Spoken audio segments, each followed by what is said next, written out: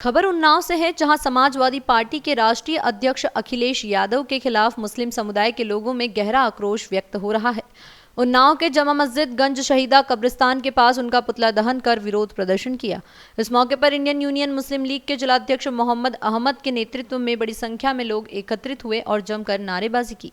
बता दें, प्रदर्शनकारियों का कहना है कि अखिलेश यादव ने हाल ही में दिए अपने एक बयान में मुस्लिम समुदाय की भावनाओं को ठेस पहुंचाया है, जिससे लोगों में भारी नाराजगी है।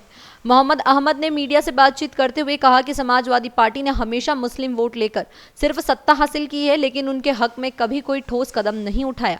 उन्होंने यह भी आरोप लगाया कि अखिलेश यादव ने अपने हालिया भाषण में समुदाय विशेष के खिलाफ ऐसे शब्दों का प्रयोग किया है जो निंदनीय है और मुसलमानों की उपेक्षा को दर्शाता है।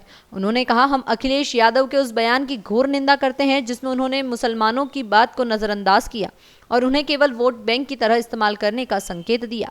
समाजवादी पार्टी ने मुसलमानों को सिर्फ इस्तेमाल किया है, लेकिन आज जब चुनाव पास हैं तो उनके खिलाफ ही बयान दिए जा रहे हैं।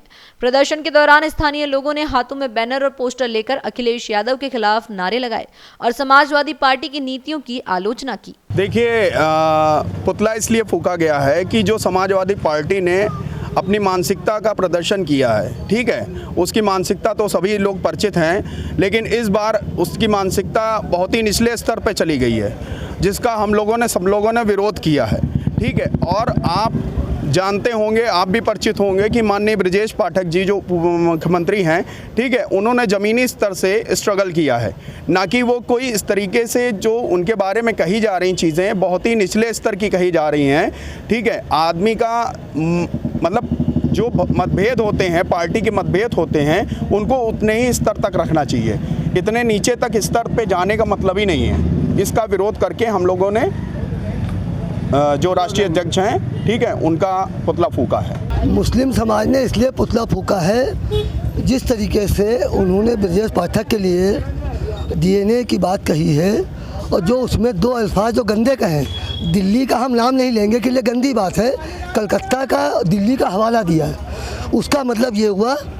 अब आप जानते हैं वो गंदी बात हम नहीं कहेंगे के लिए हम हमारे ब्रजेश भाई बड़े भाई हैं, हम उनको भैया बोलते हैं, उनके लिए गलत बात हम नहीं कहेंगे। इतनी गंदी बात कही है। ये राजनीति का सबसे निचला स्तर है।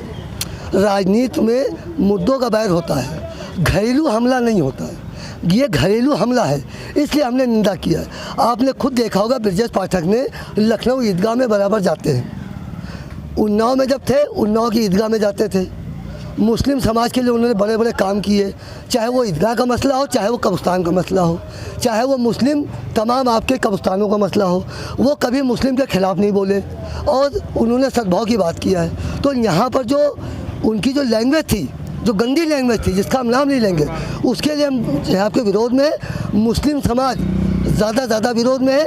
आप चाहे इसके बारे में किसी से मालूम कर लो, किसी से इंटरव्यू ले लो। कहाँ पर पुतला फूंका गया है? ये सुंदर टाकीज जामा मस्जिद के बीच में है, गंज शहीदा कब्रिस्तान है उसके सामने। और इसका रीज़न ये था, यहाँ पर ब्रजेश पाठक ने कब्रिस्तान में काम किया है, इसलिए हमने उसी कब्रिस्तान के सामने फूंका।